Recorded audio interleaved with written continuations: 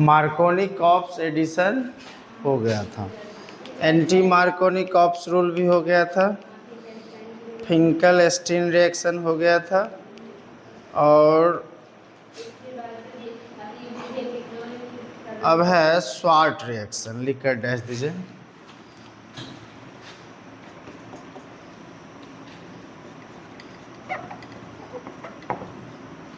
अब इसको समझिए पहले ध्यान से। अभी तक हम लोग जो टॉपिक पढ़े थे इसमें एल्काइल फ्लोराइड का फॉर्मेशन नहीं हुआ था न। अब यहाँ पे एल्काइल क्लोराइड बना है, एल्काइल ब्रोमाइड बना, एल्काइल आयोडाइड बना। एल्काइल ब्रोमाइड कौन सा मेथड से बना है? तो इसके लिए जनरल मेथड हम लोग अप्लाई किए थे PbR3 का और PbR5 का अल्कोहल के साथ रिएक्शन। एल्काइल क्लोराइड कैसे बनाए? तो इसका तो कई एक मेथड था। पहले हम लोग देखे कौन चीज़, ग्रुप्स प्रोसेस, फिर उसके बाद डार्जन्स प्रोसेस, फिर इसके बाद PCl3 PCl5, इसके बाद आगे नहीं, मार्कोनी-कॉप्स और एंटी मार्कोनी-कॉप्स से तो मेनली रूप से हम लोग एल्काइल ब्रोमाइड को बनाए। स्पेशल मेथड है, ऐसे उससे भी आप बना सकते हैं, उसमें कोई डाउट नहीं है, लेकिन नॉर्मली देखा जाए तो यहाँ पे एल्काइल ब्रोमाइड का फॉर्मेशन उससे होता है ब्रॉड पॉइंट लेवल पर। अब एल्काइल आयोडाइड का फिर स्पेशल मेथड था फिंकल स्टीन रिएक्शन, इसी को हैलोजन विनिमय अभिक्रिया बोल रहे थे। अब ये स्पेशल केस है एल्काइल फ्लोराइड का। एल्काइल फ्लोराइड को बनाने के लिए नॉर्मली हम लोग एल्काइल क्लोराइड और एल्काइल ब्रोमाइड का यूज करते हैं। यह भी जनरली हैलोजन एक्सचेंज मेथड ही है, हैलोजन का इंटरचेंज होता है, बट इसमें जो रिएजेंट हम लोग यूज करेंगे वो होगा मेटलिक फ्लोराइड। मेटल का जो फ्लोराइड आएगा वो सारे कंसेप्ट आएगा। अब देखिए ध्यान से, यहाँ पे RCH2X प्लस AgF ले लीजिए। यहाँ पे कोई भी मेटल के फ्लोराइड को आप रख सकते हैं। हाँ, तो जो कुछ बुक में मरकरी का फ्लोराइड देगा, कुछ बुक में आपको सिल्वर का फ्लोराइड मिलेगा। यहाँ से Ag(X) रिमूव हो जाएगा। अब X के जगह पर आप क्या रख सकते हैं? Cl और Br। तो यहाँ से अब F आकर के CH2 के साथ अटैच हो जाएगा, RCH2F प्लस AgX। इसका नाम होगा एल्काइल फ्लोराइड। ये क्या हो जाएगा? Silver fluoride. ये हो जाएगा एल्काइल क्लोराइड और ब्रोमाइड, या एल्काइल हैलाइड सीधा दे दीजिए। Example CH3 CH2 Cl plus AgF। यहाँ से क्या निकलेगा? AgCl। तो ये बन जाएगा CH3 CH2F प्लस AgCl। इसका नाम ethyl fluoride, silver chloride AgCl, और ये सिल्वर फ्लोराइड और ये इथाइल क्लोराइड।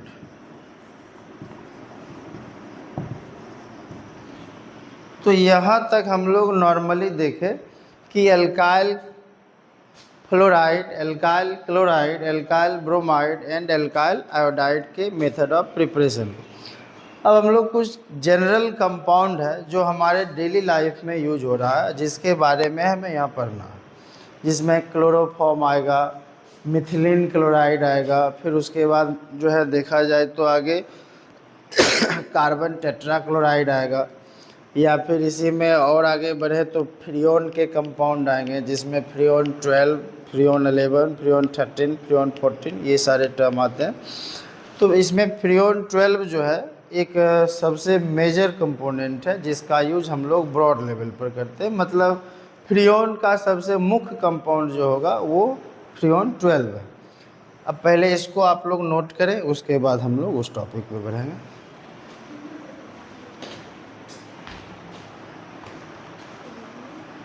लैंग्वेज। जब एल्काइल क्लोराइड या ब्रोमाइड की अभिक्रिया, हाँ, जब एल्काइल क्लोराइड या ब्रोमाइड की अभिक्रिया धात्विक फ्लोराइड के साथ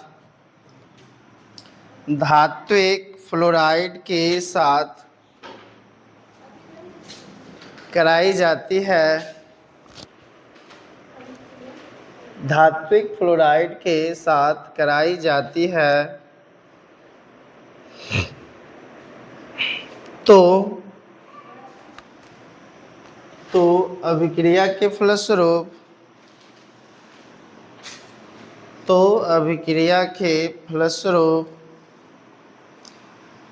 किसका फॉर्मेशन हो रहा है? Alkyl fluoride. तो अभिक्रिया के फलस्वरूप एल्काइल फ्लोराइड का निर्माण होता है। यह अभिक्रिया स्वार्ट अभिक्रिया कहलाता है। यह अभिक्रिया स्वार्ट अभिक्रिया कहलाता है।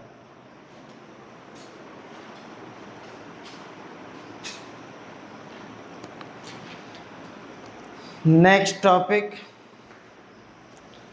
दीजिए, एल्काइल हैलाइड के भौतिक गुण। इससे आपके एग्जाम में एक क्वेश्चन रहता है।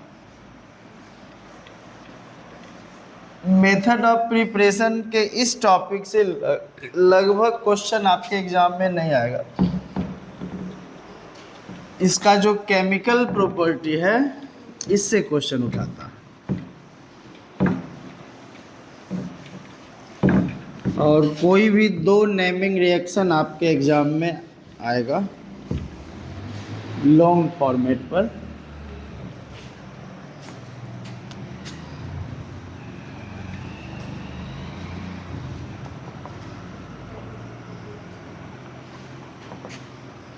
फिजिकल प्रॉपर्टीज ऑफ एल्काइल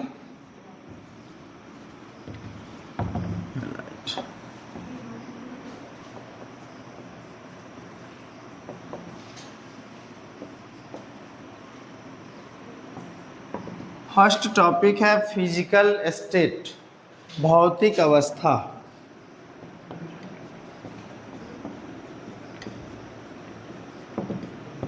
देखिए, स्टार्टिंग का 2-3 कंपाउंड जो होगा हेलोजन डेरिवेटिव्स का, जो एल्काइल हैलाइड के फॉर्मेट पर आ रहा है, यानी जो एलिफेटिक क्या होगा, हैलाइड के टर्म में आएगा, वो जनरली कमरे के ताप पर गैसीय अवस्था में होता है।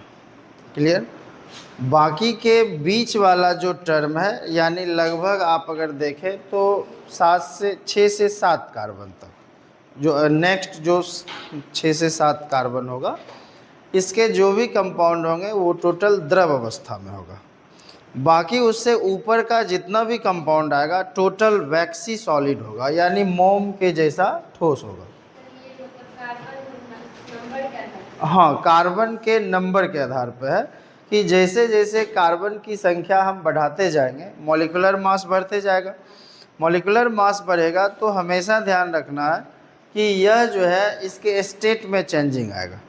जैसे फर्स्ट 2-3 मेंबर तक का जो कंपाउंड होगा एल्काइल हैलाइड का, ये जनरली कमरे के ताप पर गैसीय अवस्था में होगा। बाकी का जो बीच वाला जो सदस्य है, यानी 6 से 7 कार्बन तक का, ये जो है लिक्विड स्टेट में रहता है, रूम टेम्परेचर पर। बाकी जितना भी इससे ऊपर का सदस्य आएगा, जो कोई भी कंपोनेंट आया, टोटल जो है किस फॉर्म में रहेगा, ठोस के रूप में, मोम के जैसा ठोस होगा। इसी को वैक्सी सॉलिड कहते हैं। तो चलिए लिखिए, alkyl halide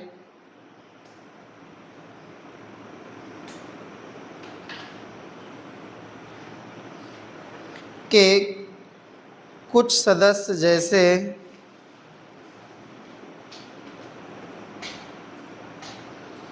methyl chloride, methyl chloride, methyl bromide,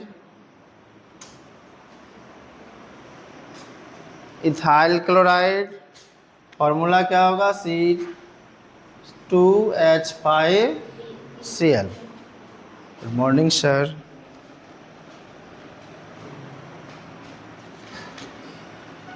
दे दिए।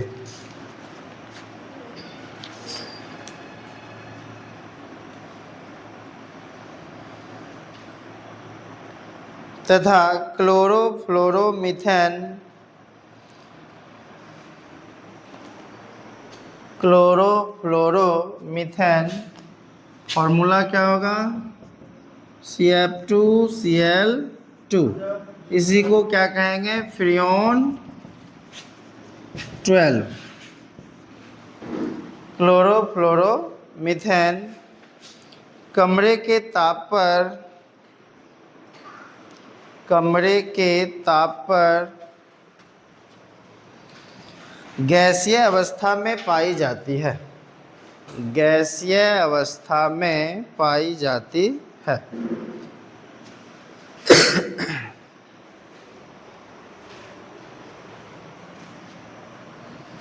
उसी में आगे लिखिए पैराग्राफ चेंज करके।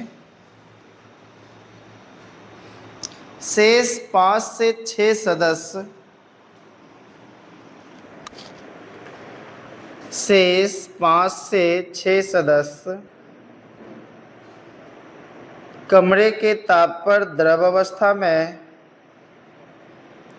कमरे के ताप पर द्रव अवस्था में एवं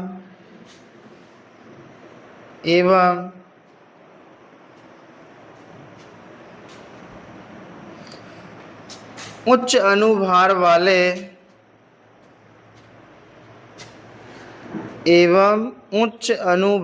वाले सभी सदस्य, उच्च अनुभार वाले सभी सदस्य मोम के समान ठोस होती है, मोम के समान ठोस होती है।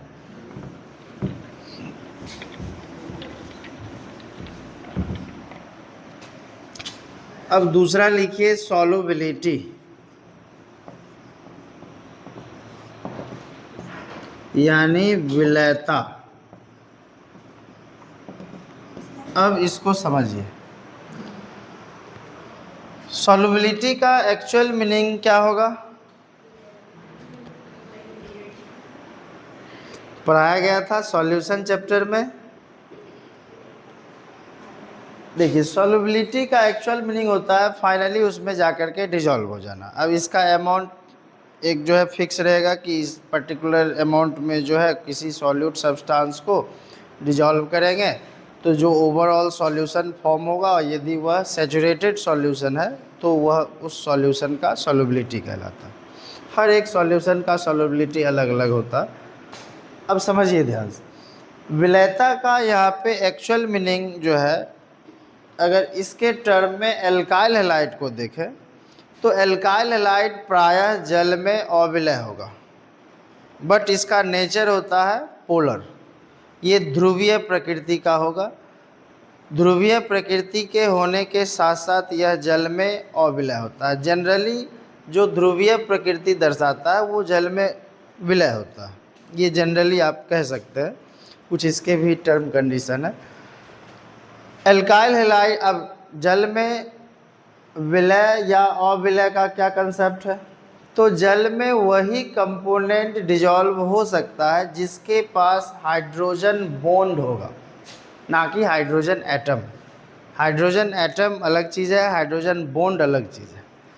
जिस किसी भी मॉलिक्यूल के पास हाइड्रोजन बॉन्ड होगा वह वाटर मॉलिक्यूल को ईजिली वे में तोड़ सकता है। अब जैसे चीनी के पास हाइड्रोजन बॉन्ड है, आराम से वो जो है देखा जाए तो पानी में घुल जाता है। नमक NaCl, इसमें भी हाइड्रोजन बॉन्ड है जिसके कारण ये इजीली वाटर में सॉल्युबल प्रॉपर्टी दिखा रहा है। ग्लूकोज ले लीजिए, स्टार्च ले लीजिए, या जितने भी तरह के कार्बोनिल कंपाउंड हैं इसके फर्स्ट मेंबर जो होगा या सेकेंड मेंबर तक का जो कार्बन होगा ये जनरली वाटर में सॉल्युबल होता।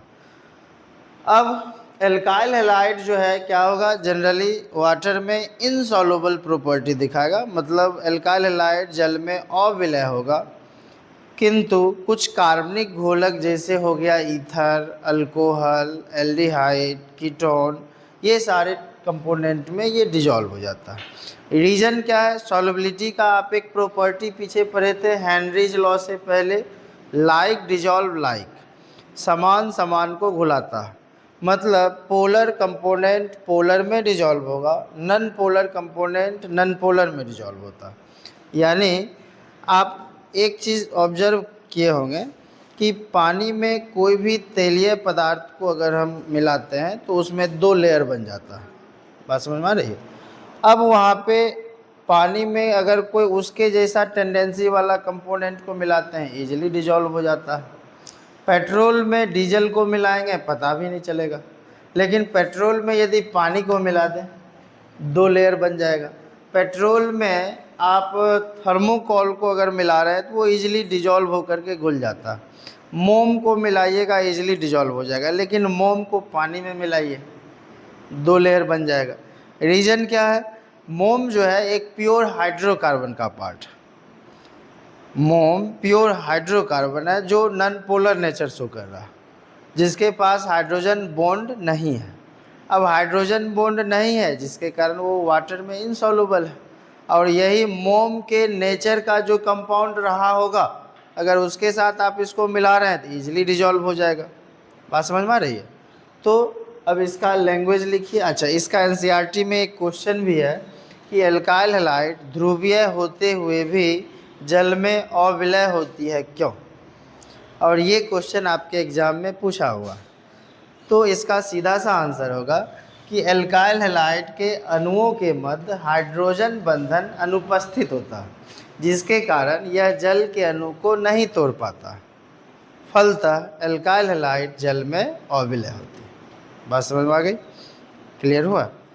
चलिए, तो इसका पहले आप लैंग्वेज लिखिए, इसके बाद आगे हम लोग देखते हैं। लिखिए, एल्काइल हैलाइड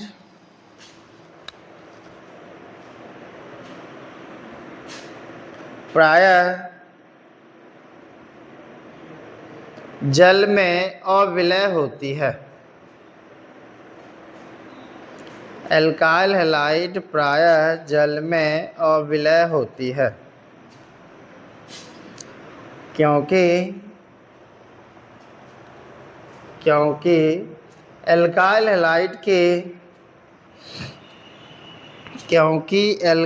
हैलाइड के अणुओं के मध्य हाइड्रोजन बंधन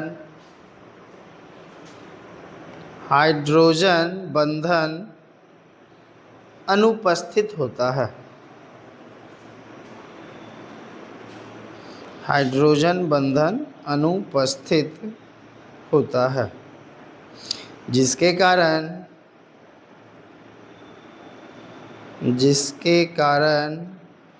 यह जल के अणु को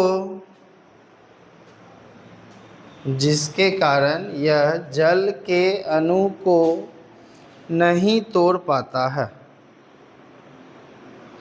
जिसके कारण यह जल के अणु को नहीं तोड़ पाता है, किंतु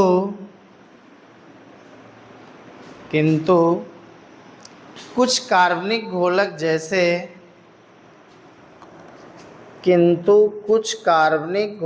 जैसे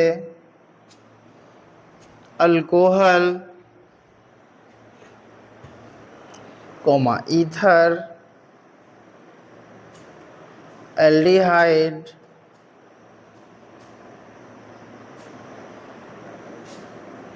इत्यादि विलायकों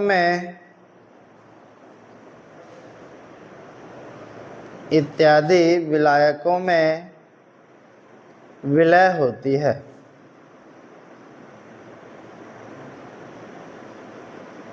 अब इसी में थोड़ा अगर इसको डीपली लिखना चाह रहे हैं तो पैराग्राफ चेंज करके लिख लीजिएगा। विलयता के नियम से हम जानते हैं कि विलयता के नियम से हम जानते हैं कि समान समान को घुलाता है।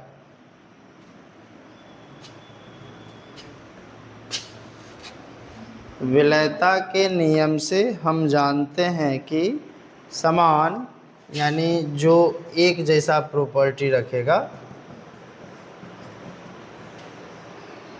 समान समान को घुलाता है। अर्थात ध्रुवीय विलय, अर्थात ध्रुवीय विलय ध्रुवीय विलायक में एवं अध्रुवीय विलय एवं अध्रुवीय विलय अध्रुवीय विलायक में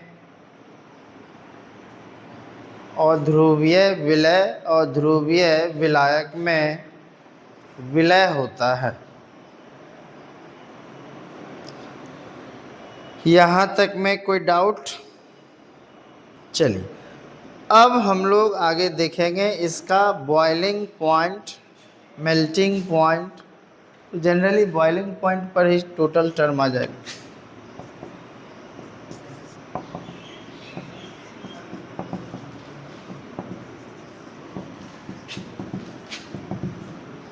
क्वथनांक लिख करके डैश दीजिए।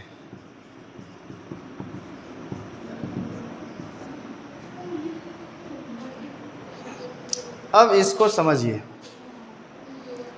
जनरली एल्काइल हैलाइड का जो क्वथनांक का मान है यह हाइड्रोकार्बन एल्केन की तुलना में उच्च होता है। अब इसका कंपेयर हम किससे करेंगे? जनरली हाइड्रोकार्बन से करेंगे, क्योंकि यह मोनो सब्सटीट्यूटेड और डाई सब्सटीट्यूट मतलब सिंपलर सब्सटेंस है। हाइड्रोकार्बन का अगर आप एप्लीकेशन देख रहे हैं तो उसका ये क्या है? सिंपल कंपाउंड आ रहा। तो अब इसका जो कंपैरिजन होगा वह किससे होगा? हाइड्रोकार्बन से। अब जनरली हमेशा ध्यान रखना, कोई भी एल्काइल हैलाइड का जो क्वथनांक होगा वह हाइड्रोकार्बन के रिस्पेक्ट में ज़्यादा होता है। अब इसका रीजन समझिए। हाइड्रोकार्बन के रिस्पेक्ट में एल्काइल हैलाइड का जो मॉलिक्यूलर मास आ रहा वह ज़्यादा है। बात समझ में आ गई? अब जैसे सिंपली आप ऐसे देखो, जैसे आप CH4 देख रहे हैं और एक जो है CH3Cl देख रहे हैं। अब इसका अगर हम मॉलिक्यूलर वेट फाइंड करें तो कितना आ रहा? 12 + 4 16। इसका कितना आ रहा? 12 × 3 = 15 और प्लस 35.5। ये कितना हो जाएगा? 5 × 5 = 10, 0 3 × 1 = 4, 1 50.5। तो अब आप एक चीज़ देखो कि इसका मास ज़्यादा है, इसका मास कम है। नहीं, यह भी हाइड्रोकार्बन का सबसे लोअर मेंबर है, यह भी एल्काइल हैलाइड का सबसे लोअर मेंबर है। अब इसमें अगर हम फ्लोरीन ले ले तो और इसका मास घट जाएगा। तो कहने का मतलब ये हुआ, जनरली हमेशा ध्यान रखना है कि एल्काइल हैलाइड का क्वथनांक हाइड्रोकार्बन, एल्केन, एल्कीन, एल्काइन की तुलना में क्या होगा?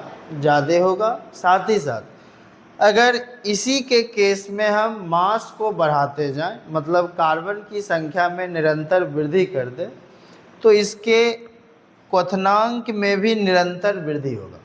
इसका रीज़न समझिए। अब जैसे 1 लीटर पानी को आप हीट कर रहे हैं और 20 लीटर पानी को हीट कर रहे हैं, तो दोनों में टेम्परेचर डिफरेंस काफ़ी होगा। अच्छा, अब 1 लीटर पानी जो जिस बर्तन में आप हीट कर रहे हैं वो इजीली हीट हो जाएगा। 20 लीटर पानी को अगर आप हीट कर रहे हैं, सेम बर्तन का जो है, अगर बर्तन का जो शेप है वो सेम अगर रख रहे हैं, केवल साइज में थोड़ा बड़ा होगा, तो नॉर्मल के केस में जब हम मास में इंक्रीज करेंगे, यानी कार्बन की संख्या में अगर हम निरंतर वृद्धि करते जाएं, तो इसके क्वथनांक में भी निरंतर वृद्धि होगा। ये तो नॉर्मल का केस था। अब ब्रांचिंग का केस आता है।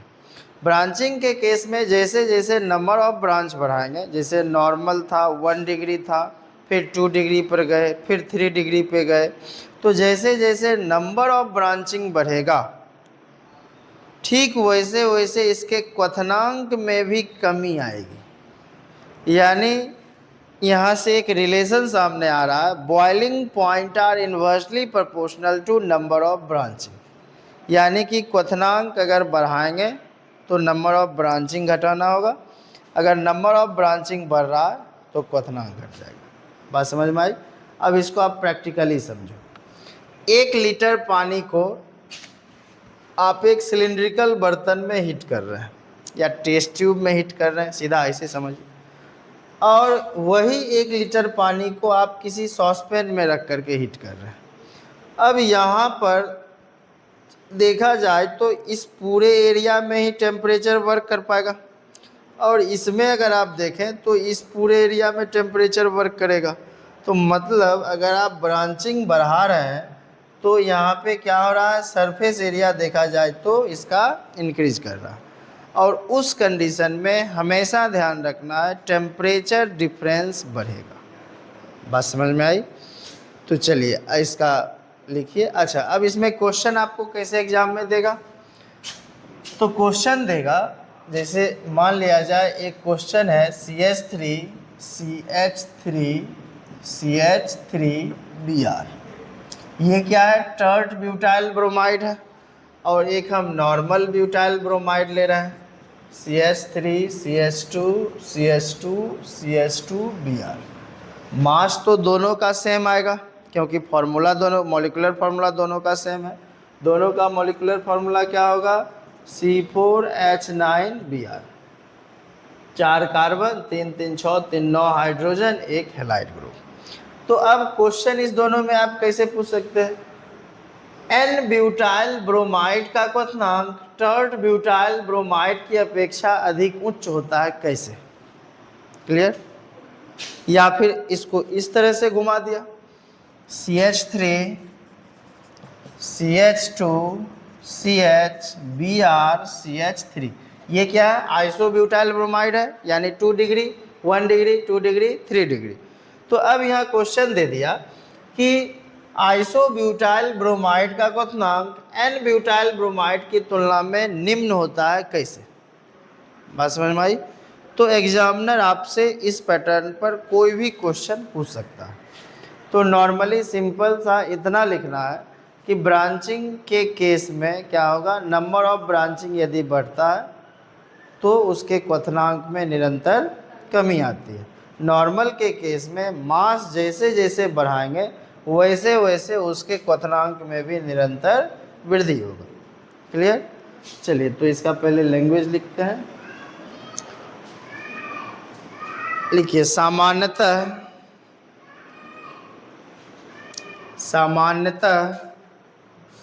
एल्काइल हैलाइड का क्वथनांक, सामान्यतः एल्काइल हैलाइड का क्वथनांक हाइड्रोकार्बन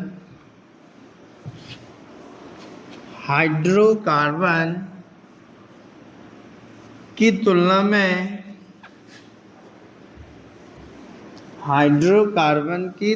में उच्च होती है। हाइड्रोकार्बन की तुलना में उच्च होती है एवं अनुभार में वृद्धि करने पर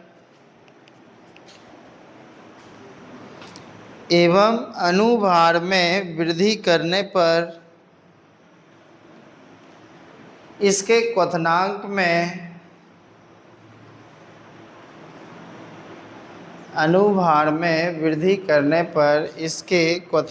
में भी निरंतर वृद्धि होती है। इसके क्वथनांक में भी निरंतर वृद्धि होती है। पैराग्राफ चेंज करके एल्काइल हैलाइड के शाखा में वृद्धि करने पर, एल्काइल हैलाइड के शाखा में वृद्धि करने पर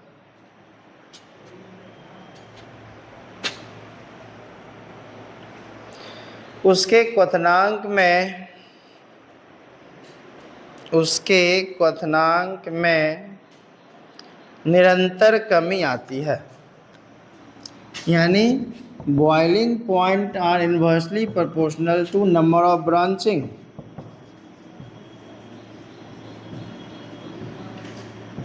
क्लियर हुआ?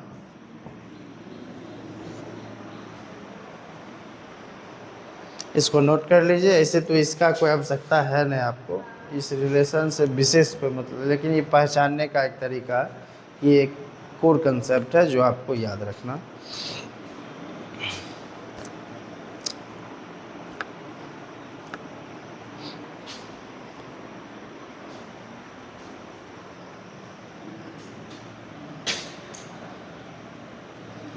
यहाँ तक क्लियर? तो मोस्टली क्वेश्चन जो भी उठा सकता है फिजिकल प्रॉपर्टी से, वो इतना में ही उठाएगा आपको, ठीक है। अब इसी में अगर हम मेल्टिंग पॉइंट की चर्चा करें तो मेल्टिंग पॉइंट भी जनरली देखा जाए तो हाइड्रोकार्बन पार्ट के रिस्पेक्ट में आप कंपेयर कर रहे हैं तो जनरली लो ही रहता है। इसका भी हाइड्रोकार्बन से हाई होगा, हाइड्रोकार्बन से थोड़ा ज़्यादा होगा, लेकिन नॉर्मल के केस में देखा जाए तो ये अदर ऑर्गेनिक कंपाउंड के रिस्पेक्ट में इसका लो होता है। अब इसमें पोलराइजिंग कंपोनेंट देख लिए, पोलराइजिंग पावर देख लिए, बॉइलिंग पॉइंट हो गया, सॉल्युबिलिटी तो उसी में आ जाएगा। फिर उसके बाद जो है फिजिकल स्टेट, फिजिकल स्टेट में क्या देखें कि जो मतलब हाँ, फर्स्ट जो 2-3 कंपाउंड होगा इसका, ये क्या होगा, रूम टेम्परेचर पर गैसियस स्टेट में रहेगा। रेस्ट जो बीच वाला 6 से 7 कंपोनेंट का कार्बन आएगा, कार्बन वाला जो कंपोनेंट आएगा, वहाँ तक के कंपाउंड क्या होंगे, लिक्विड स्टेट में रहेंगे। बाकी जो रेस्ट का जितना भी कंपोनेंट है टोटल क्या होगा, हाँ, वैक्सी सॉलिड रहेगा, मोम के समान जो है ठोस होगा। चलिए, हाँ, मोम के जैसा ठोस होगा, मुलायम ठोस उसको आप कह सकते हैं। हाँ, मोम का भी तो, मोम तो प्योर हाइड्रोकार्बन है। मोम का फॉर्मूला होता है C24H50। अब जैसे 8 कार्बन तक का जो है कंपोनेंट अगर आप ले रहे हैं लिक्विड स्टेट में है, 9 कार्बन लिक्विड स्टेट में है। जैसे यहाँ पे C8H18 ये है किसका, पेट्रोल का है, हाइड्रोकार्बन।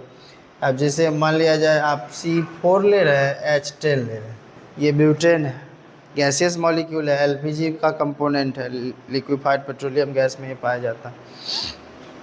चलिए, अब हम लोग इस चैप्टर का मेन टॉपिक देखेंगे जिससे आपके एग्ज़ाम में क्वेश्चन आने की काफ़ी अधिक संभावना है।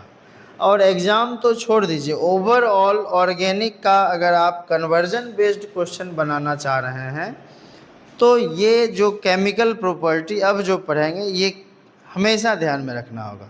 इसी पर पूरा का पूरा ऑर्गेनिक डील होता है, समझे। और ये ओवरऑल 4-5 टाइप के रिएक्शन है जो 11th में पढ़ना था, उसी पर पूरा का पूरा केमिस्ट्री है। मतलब यहाँ से लेकर के जहाँ तक आप केमिस्ट्री का दर्शन करना चाह रहे हैं ऑर्गेनिक के फील्ड में, वहाँ तक के टर्म को मात्र 5 से 6 टाइप के रिएक्शन में सिमट करके रख दिया है। और इसी में बच्चा घूमता है कि रिएक्शन जो है उसको क्लियर ही नहीं पा रहा। रीज़न क्या है, बेसिक पहले आप मजबूत कीजिए कि कौन रिएजेंट है, कौन सबस्ट्रेट ग्रुप हुआ, रिएजेंट में भी कैसा रिएजेंट, सबस्ट्रेट में भी कैसा सबस्ट्रेट, कार्बोकैटायन है, कार्बोएनायन है, फ्री रेडिकल है, कार्बिन्स है, फिर उसके बाद अटैकिंग रिएजेंट में कौन कौन से फैक्टर आ रहे हैं। तो ये सब टर्म यदि आप डीपली पढ़े हुए हैं तो कहीं से कोई प्रॉब्लम नहीं आएगा और बहुत ही बेहतर तरीके से जो है, हाँ, अगर नहीं भी पढ़ें तो भी विशेष समस्या न है, लेकिन ये समस्या तब नहीं होगा जब आप इस पर जितना भी एग्जाम्पल दिया जाता है बनाने के लिए वो सब बनाएंगे। हाँ, तब जा कर के जो है विशेष समस्या नहीं आएगी। क्योंकि देखिए होता क्या, अब हमें लोग को कैसे याद है, एक ही चीज़ को बार बार पढ़ाते हैं, पिछले 10 साल से पढ़ा रहा है, लगभग आपके सिलेबस को 200-250 बार ख़त्म किए होंगे। तो स्वाभाविक सी बात है कि आप एक ही काम कर रहे हैं और वो भी अगर नहीं आ पा रहा है तब तो फिर किसी काम का नहीं, बात समझ रहे हैं। इसलिए कोई भी सिलेबस को आप बार बार पढ़िए, रिवीजन करने की आवश्यकता है, रिवीजन आपको बार बार करना होगा ताकि आप उस सिलेबस से जुड़े रहें। अब पता चला लिंक ही मेरा नया सिलेबस से, क्वेश्चन कुछ और पूछ रहा है, हम लिख कुछ और रहे हैं, तो स्वाभाविक सी बात है कि नंबर उसमें आएगा ही नहीं, नंबर कटेगा। कितना कितना ज़्यादा आंसर राइटिंग कर रहे हैं मायने ये नहीं रख रहा है, पर्टिकुलर क्वेश्चन का क्या आंसर राइटिंग कर रहे हैं ये मायने रखता है, बात समझे। क्योंकि कभी भी आप बुक के लैंग्वेज को यूज मत करें। पर देखिए इंस्ट्रक्शन में ही दिया रहता है, जब आप आंसर राइटिंग करेंगे तो पहले ही लिखा रहता है परीक्षार्थी यथासंभव अपने शब्दों में ही उत्तर दें। तो हर एक, अब एक चीज़ गौर करने वाली बात है, साइंस का मेन थीम है क्यों और कैसे, कितना ये नहीं है, उसका कोई लिमिट नहीं है, बात समझ रहे हैं। तो आपको ओवरऑल इतना करना है कि वो वास्तव में पूछ क्या रहा है और हमें बोलना क्या है, बस टू द पॉइंट एकदम। साइंस में अब मान लिया जाए लॉन्ग आंसर टाइप क्वेश्चन है, आपको लग रहा है कि हमें इसका आंसर 2 पेज में देना चाहिए, कुछ भी नहीं है, आप 2 लाइन में दे करके निकल सकते हैं, बशर्ते कि उसका एक्चुअल आंसर होना चाहिए, वो किस टर्म पर डिपेंड कर रहा है ये क्लियर होनी चाहिए। जब तक ये क्लियर नहीं होगा तब तक आपका आंसर सही नहीं होगा। अब पता चला आप 2 पेज लिख दिए हैं, मेन जो कॉन्सेप्ट है, मेन जो थीम है वही गायब है, तो उसमें एग्जामिनर आपका नंबर काट लेगा। वो नंबर हो सकता है 0 भी दे दे, वो उस पर डिपेंड करता है, बात समझ रहे हैं। अब स्टेप फॉरवर्ड क्वेश्चन आ रहा है आपका, थ्रूली टॉपिक बेस्ड क्वेश्चन है, डायरेक्ट टॉपिक उठाता है फिर बिहार बोर्ड में पूछ देता है। आप इस बार जो फिजिकल का एग्ज़ाम हुआ आप देखिए ही, उसमें डायरेक्ट थ्रूली टॉपिक दिए हुए हैं, आपको एक्स्ट्रा उस पर दिमाग ही नहीं लगाना। हाँ, एक्स्ट्रा दिमाग लगाइए कंपटीशन के क्वेश्चन को बनाने के लिए। आप जो टर्म जो टॉपिक आप पढ़ रहे हैं साथ ही साथ इसका क्वेश्चन भी बनाइए, कंपटीशन का क्वेश्चन बनाइएगा। इससे देखिए भले आपको यहाँ फ़ायदा लगे या ना, लेकिन कंपटीशन का क्वेश्चन अगर आप बना रहे हैं तो आगे फ़ायदा होगा।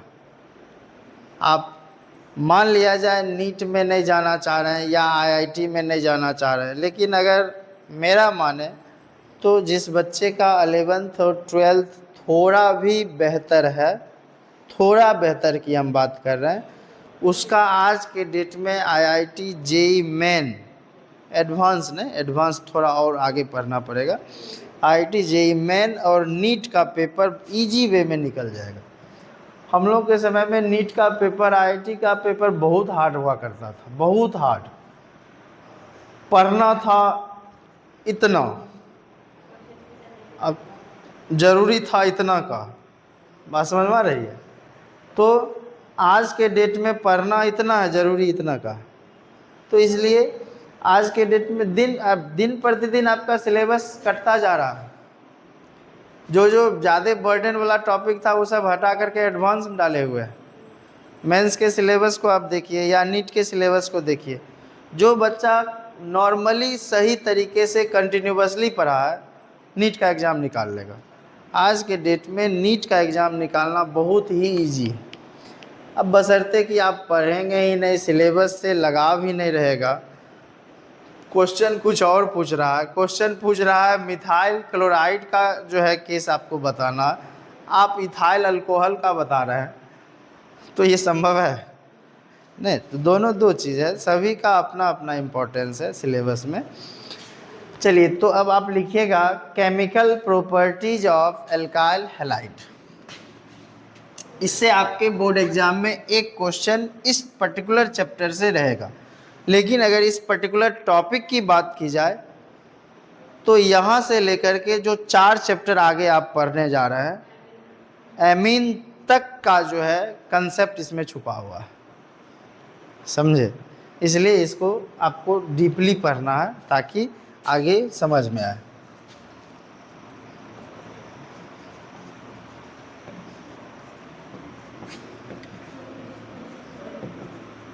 Chemical properties of alkyl halide.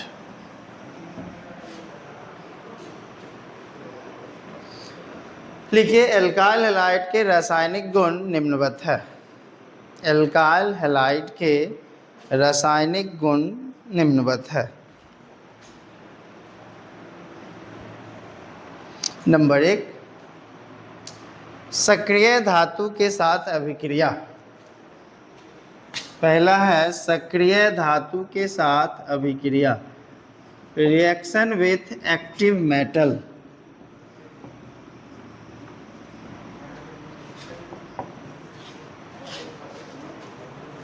सक्रिय धातु के साथ अभिक्रिया, रिएक्शन विथ एक्टिव मेटल।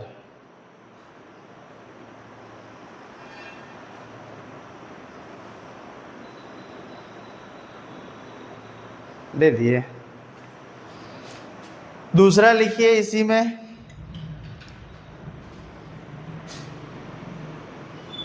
नाभिक स्नेही प्रतिस्थापन अभिक्रिया। हाँ, ये भी आया है।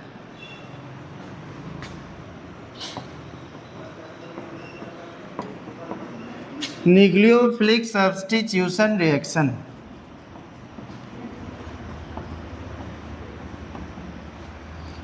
दूसरा टॉपिक था है नाभिक स्नेही प्रतिस्थापन अभिक्रिया। इसी में एक टर्म आता है इलेक्ट्रॉन स्नेही, वो 11th में पढ़ना था, ये 12th में पढ़ना। ऐसे इसमें भी यूज है, आगे जब डीपली पढ़िएगा तो इसका भी यूज है। नाभिक स्नेही प्रतिस्थापन अभिक्रिया इसी में आता है SN1 अभिक्रिया, SN2 अभिक्रिया, इसी का। तीसरा लिखेंगे विलोपन अभिक्रिया, एलिमिनेशन रिएक्शन।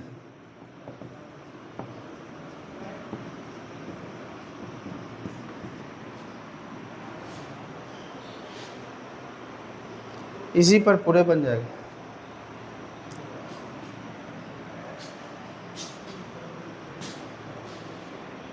क्लियर?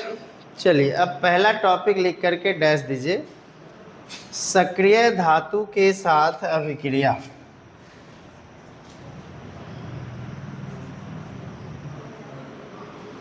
इसमें A नंबर कर देते हैं।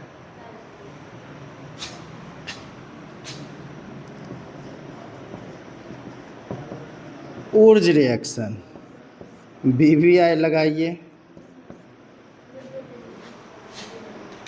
ऊर्ज अभिक्रिया, ऊर्ज पढ़ते हैं इसको।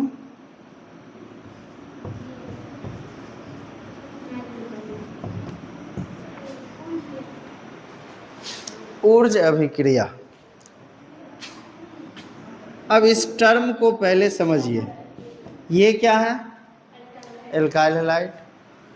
एल्काइल हैलाइड का रिएक्शन जब आप सोडियम धातु के साथ ईथर के प्रेजेंस में करेंगे या ड्राई ईथर, तो यहाँ से NaX रिमूव होगा। अब रिएक्शन को बैलेंस करने के लिए हम लोग यहाँ पे क्या करें, ये बनाएगा alkane, RR plus NaX, balance कर लीजिए। 2 एल्काइल आ गया, उधर भी 2 एल्काइल है, 2 हैलाइड, 2 सोडियम, तो यहाँ पे क्या आ गया, 2 हैलाइड 2 सोडियम। लैंग्वेज क्या हो जाएगा? जब एल्काइल हैलाइड के 2 अणु की अभिक्रिया सोडियम के 2 परमाणु के साथ शुष्क ईथर की उपस्थिति में कराई जाती है तो अभिक्रिया के फलस्वरूप एल्केन का निर्माण होता है। सिंपली आप ऐसे भी लैंग्वेज लिख सकते हैं, जब एल्काइल हैलाइड की अभिक्रिया सोडियम धातु के साथ ईथर की उपस्थिति में कराई जाती है तो अभिक्रिया के फलस्वरूप एल्केन का निर्माण होता है। अब एल्केन के रूप में यहाँ पे R के रूप में क्या क्या आप ले सकते हैं? CH3 C2H5, C3H7, C4H9, इस तरह से इस पैटर्न पर जो आएगा किसका, CnH2n+1 पर ना, H2n+1 पर टोटल ले सकते हैं।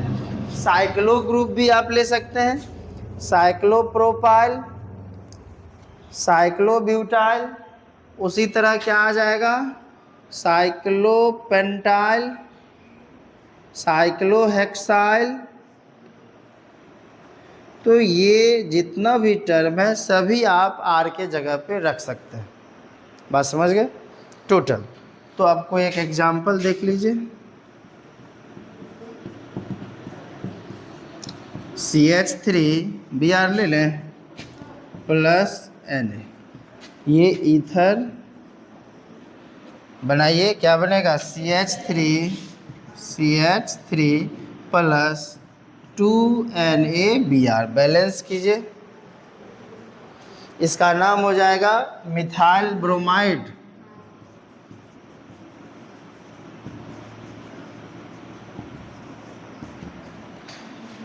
इसका नाम इथेन, इसका सोडियम मेटल,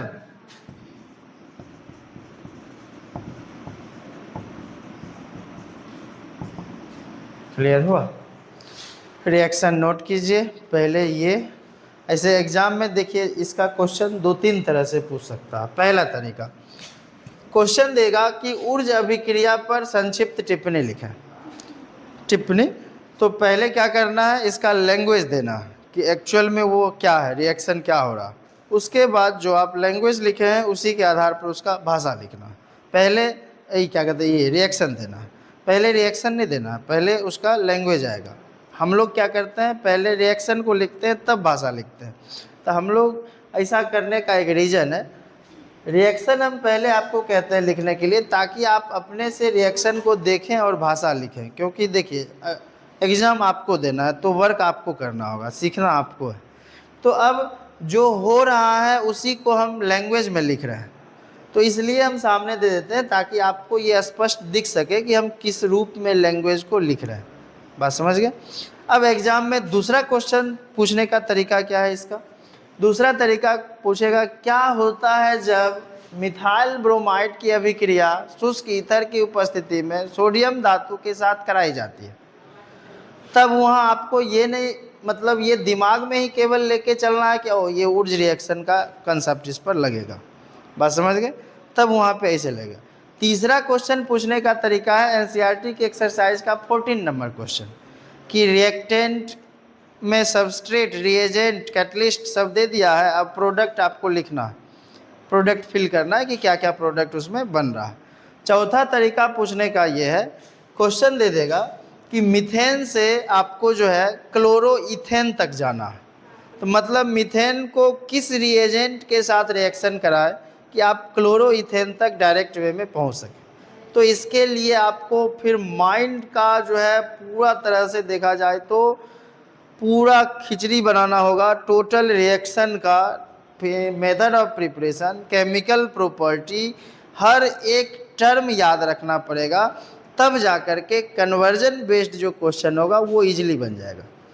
तो कन्वर्जन वाला क्वेश्चन में आपका मेहनत काफ़ी ज़्यादा है, उसके लिए हर एक रिएक्शन, हर एक एग्जाम्पल आपके दिमाग में होनी चाहिए, नोमेनक्लेचर का हर एक कॉन्सेप्ट ध्यान में होनी चाहिए। क्योंकि अभी तक जो भी हम लोग रिएक्शन में कंपाउंड को देखे हैं वह नॉर्मल कंपोनेंट आया है जिसका नोमेनक्लेचर भी इजी है, लेकिन अब कुछ वैसा नोमेनक्लेचर आएगा जो कॉम्प्लेक्स होगा, जिसका रिएक्शन में उसको आपको पार्टिसिपेट करवाना है। तब उसके लिए आपको सबसे पहले उसका मेन थीम पता होना चाहिए कि आखिर ये कहाँ से टूटेगा, कौन रिएजेंट इस पर अटैक करेगा, कि सबस्ट्रेट में कार्बोकैटायन बनाना है या कार्बो एनायन बनाना है या फ्री रेडिकल बनाना है, वो आप पर डिपेंड करता है, वो रिएक्शन के नेचर पर डिपेंड करेगा। जिस रास्ते से आप जाना चाहते हैं कन्वर्जन में, वहाँ उस रास्ते से आप जा सकते हैं, स्वतंत्र है, इसमें कोई रिस्ट्रिक्शन नहीं है। लेकिन अब थोड़ा सा सिलेबस के लिमिट का भी ख्याल रखना पड़ता है। ऐसा क्वेश्चन कन्वर्जन में मिलेगा जो 30-40 स्टेप लेता है।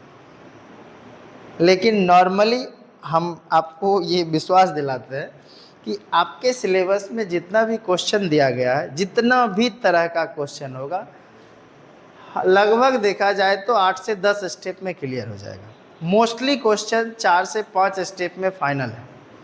95% क्वेश्चन आपके एग्ज़ाम का जो है 4 से 5 स्टेप में बन जाएगा, और उसमें भी अगर आप 70% क्वेश्चन देखें तो 2 स्टेप में क्लियर हो रहा है, जो कन्वर्जन है।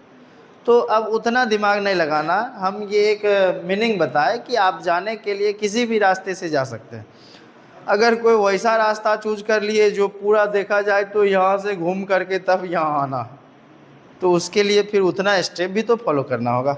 चलिए रिएक्शन नोट कीजिए, इसका लैंग्वेज देखिए। इसका और भी आप एग्जाम्पल देख सकते हैं, क्योंकि ये इस टॉपिक का आगे बहुत ही ज़्यादा यूज है। देखिए अब जैसे मान लिया जाए हम यहाँ अगर इथाइल क्लोराइड ले लें, CH3CH2Cl प्लस सोडियम, क्या बनाएगा? Butane, n butane, CH3CH2CH2CH3 plus 2NaCl। Reaction को मोस्टली आप बैलेंस कर लेंगे तो बेहतर रहेगा, नहीं भी कीजिएगा तो विशेष कोई दिक्कत नहीं है। ऑर्गेनिक के रिएक्शन को अगर आप बैलेंस करना भूल गए हैं तो विशेष इससे कोई आपत्ति नहीं है, वो सही रहेगा। लेकिन ये प्रैक्टिकल का टर्म है, इस वजह से अगर आप रिएक्शन को स्टोइचियोमेट्रिक फॉर्म में ले आते हैं तो ज़्यादा बेहतर रहेगा। ये क्या है? Ethyl chloride.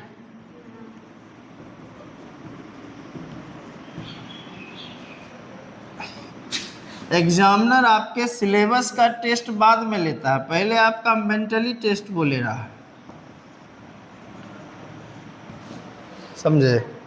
वो आपसे ये जानना चाह रहा है कि आप इस टॉपिक में किस तरह से सोच रहे हैं। अरे सिंपली आप इतना समझो कि आप 100 राइटर का बुक ले लो, 100% ये श्योर है कि उसमें से एक भी राइटर का लैंग्वेज मैच नहीं करेगा। बात समझ आ रही है? तो अब इसका मीनिंग क्या हुआ कि सभी अपने अपने तरीके से टॉपिक को बता रहा है, लेकिन 100 राइटर जो आप बुक देख रहे हैं, सभी का कहना तो एक ही चीज़ है टॉपिक में। अब मिथाइल क्लोराइड, इथाइल क्लोराइड का यहाँ जो प्रॉपर्टी होनी चाहिए, ऐसा थोड़ा है कि हम 50 राइटर बुक पढ़ेंगे तो इसकी प्रॉपर्टी में चेंजिंग आएगा। बोलने का तरीका बदल सकता है, एक्सप्रेस करने का तरीका बदलेगा, 100% बदलेगा, लेकिन अब इसका जो एक्चुअल प्रॉपर्टी होनी चाहिए उसमें कोई चेंजिंग नहीं आएगा। ठीक